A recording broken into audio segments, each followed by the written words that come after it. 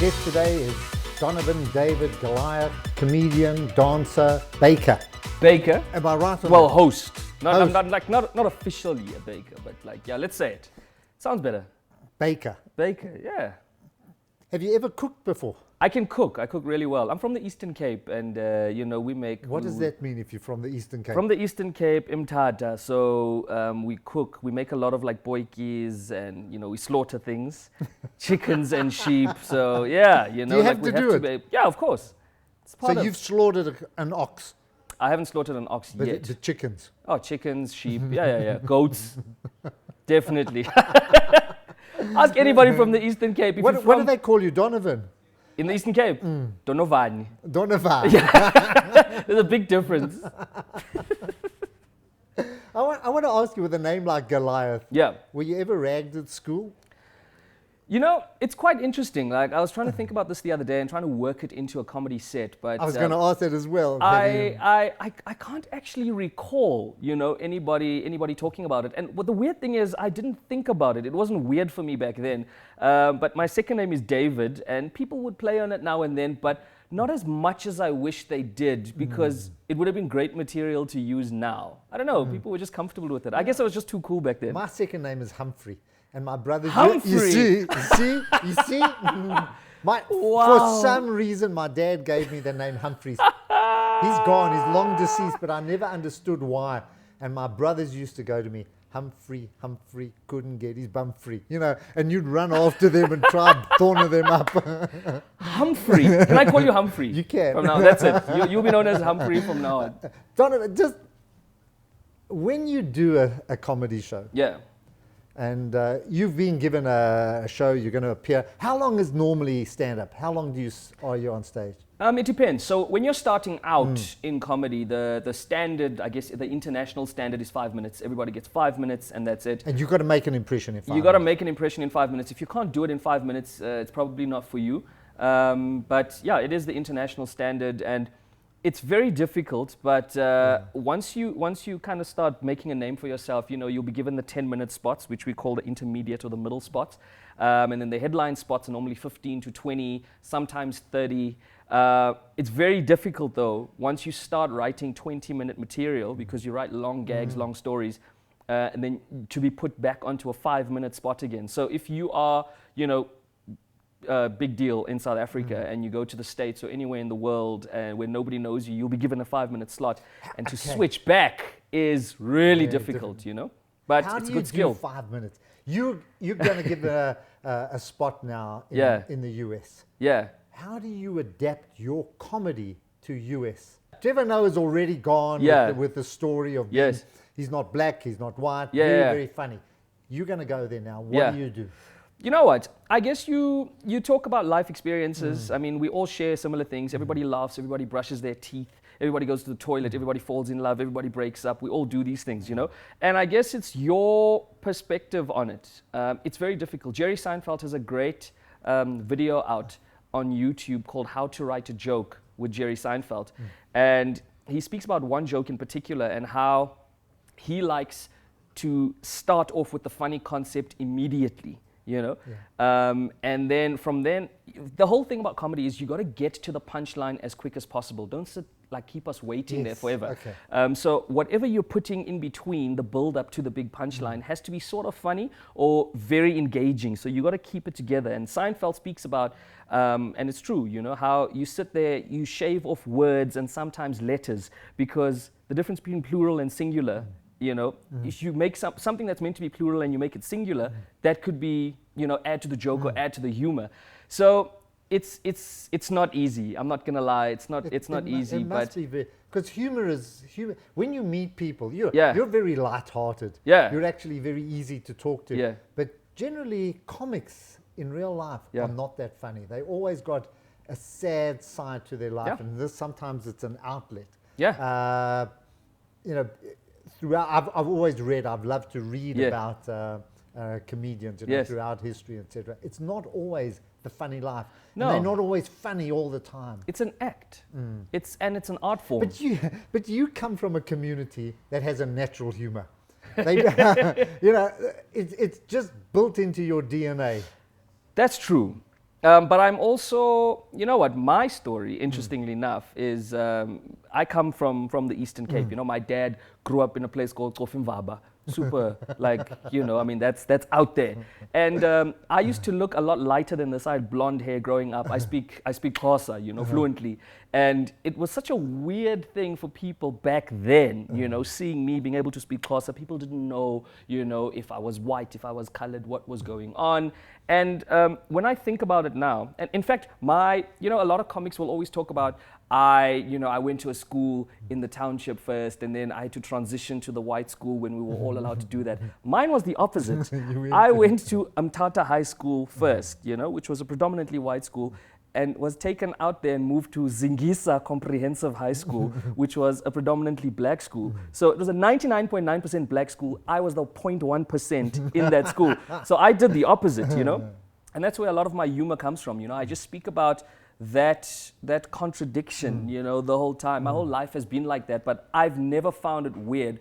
Everybody else has, and everybody else has freaked out around me. So I just talk about my set. Is or my there a act completely contradiction in the way that we conduct our lives? Was there a contradiction between your mates at school and going back to your family life? You know what, the weird thing is I don't think about it. I didn't think about it back then. I was just living. But going back to what we were saying earlier on, I'm fortunate enough to be, I'm a sponge, you know. I'm also a creative director. I used to be an artist as well. Used to be, I'm still an artist. I paint.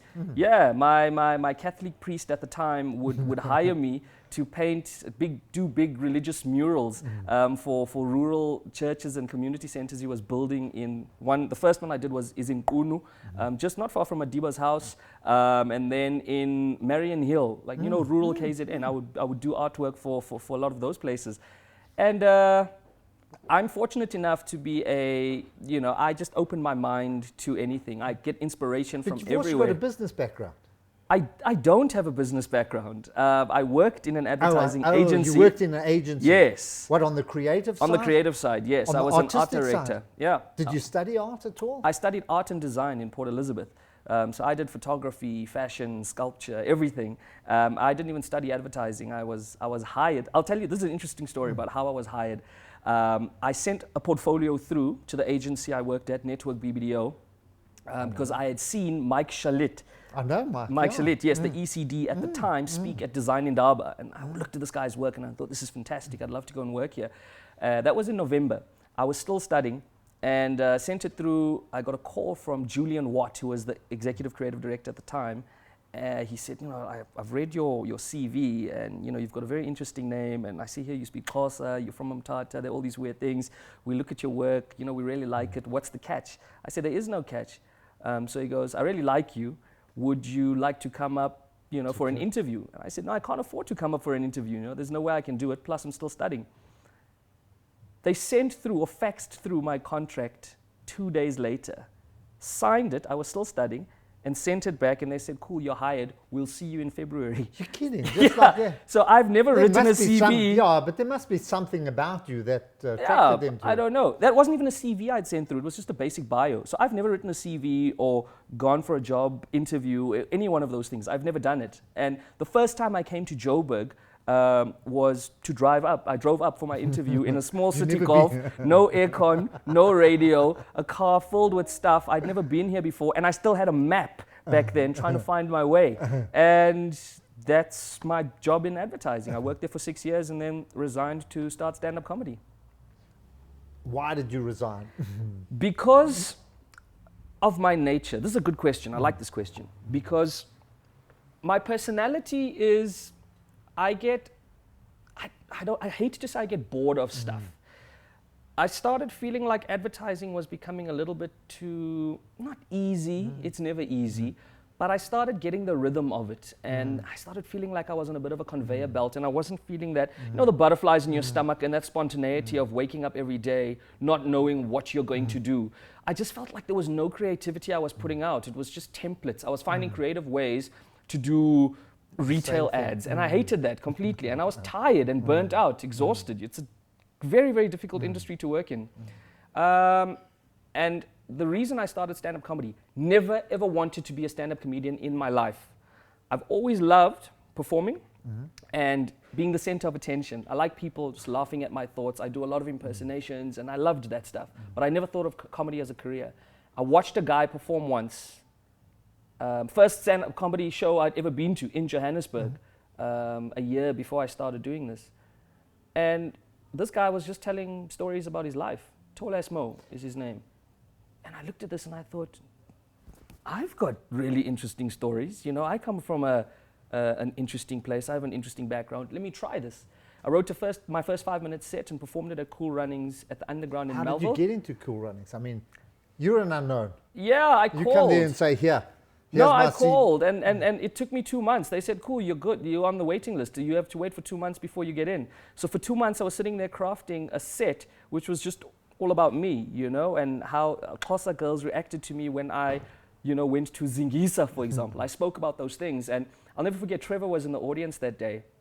And there's one particular joke I did where he got up, clapped, and pointed, you know, and I was, you know, I didn't... That was an endorsement. Yeah, that was like, oh, okay, cool. And but Donavan, you're standing in front of an audience. It's very easy to write something. It's completely different to convey it. Yes. Where did that come from? Where did that talented? I think, and this is where I give advertising credit, because there are times when you've got to walk into a boardroom and sell a 20 million rand campaign to a big client. And they're sitting there looking at you going, this is how you're dressed, you know. You're not, I hate to go there dressed in a suit. Like, I want people to go, oh, this is the creative guy. He shouldn't look like us business people. And that's something I learned from Mike Shalit. You know, Mike Shalit is always dressed casually. And there's a reason for that, is because he's the creative guy and his business partner, Keith, who's the business guy, is always dressed in a suit with a briefcase. And that's the juxtaposition that you want, because that's what makes that beautiful synergy. And it's taught me how to speak and how to sell and how to present. And I think I was able to carry that onto stage. But also, I've always been a performer, you know, I've always been involved. We're going to have to wrap up because this is only a 15-minute. Oh, that's terrible. 30, I can't believe it. But where can we see you? You can catch me. We're actually opening up a comedy club in Melrose Arch. On the big opening is on the 29th of April. It will run over a weekend, 29th of April to the 1st of May. The Goliath Comedy Club, which is attached to Roast Cafe. I've got a lot of other shows coming up, but I would say follow me on social media. Twitter, Donavan Goliath. Is your brother also a comedian? He is a comedian, but he's not my brother. I think we should do another interview on this, because we're not related. We just have the same surname. Are you kidding? It was coincidence. We met 3 months after I'd started doing comedy. Exactly. We look like the number 10 when we stand together. This is actually what it is. That's me and that's him over here, the O. There we go. You've been on the couch with me, David Shapiro, and Donavan David Goliath. Thank you so much, sir.